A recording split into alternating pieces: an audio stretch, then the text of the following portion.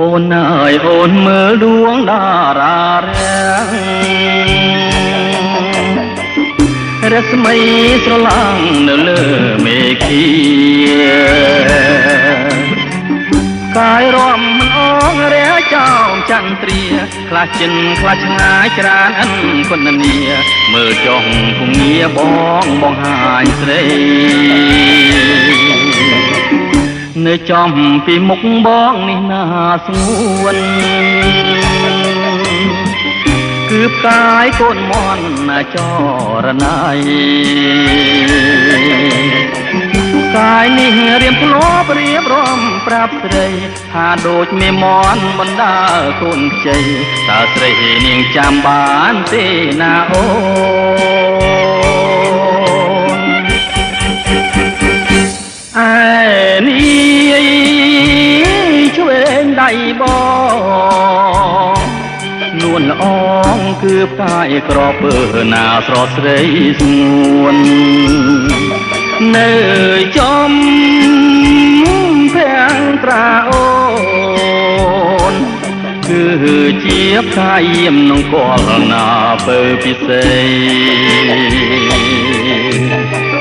យប់កាន់តែជ្រៅសន្សើមក៏ធ្លាក់ឆោមស្រងវលាំងត្រួយហាងឬទេអូនណាយល្មមអូនគេងហើយណាស់ថ្លៃគេងកាយភ្លើបងនឹងភ្នំបីគ្រៀងបំពីស្រីឲ្យអូនគេង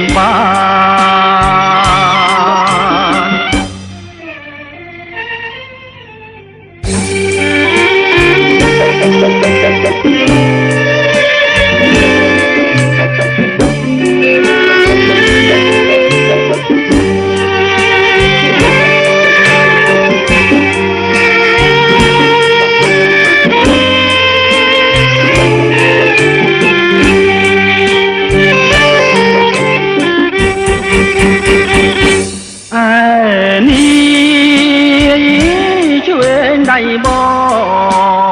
ងនួនល្អងគឺផ្កាយក្រពើណាស្រស់ស្រីស្ងួននៅចំភាំងត្រាអូនគឺជាផ្កាយយាមនងកលណា